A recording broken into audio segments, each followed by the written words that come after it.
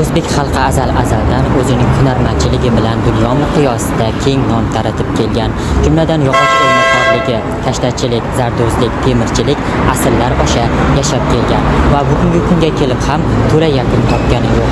Xususan yurtimizning ko'pgina viloyatlari bilan birga poytaxtimizda ham uchratishimiz mumkin. Ayni vaqtda biz Chorsu yaqinida joylashgan hunarmandlar qo'nim topgan maskandamiz.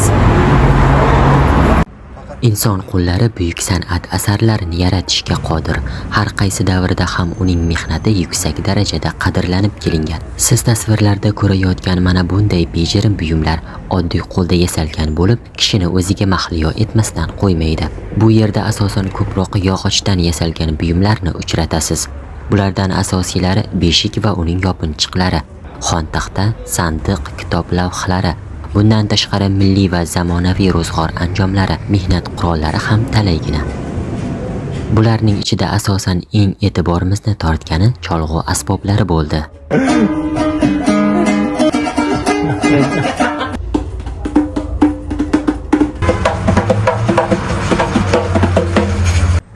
San'atning barcha turida og'iz bilan mazasini tuyib bo'lmaydi. Buning uchun zavq oladigan ko'zlar, nozik qalblar bo'lishi kifoya. Mohir hunarmandlar tomonidan yaratilgan bunday noyob durdonalarning haqiqiy yaratilayotgan asl joyidan suratga olishning imkoni bo'lmadi.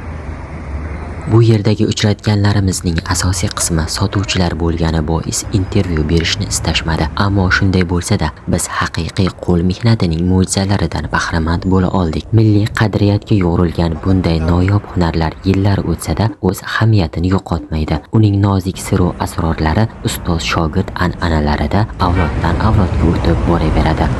Quvondiq Alimuhammad, Ruslan Sultonmuratov, Toshkent.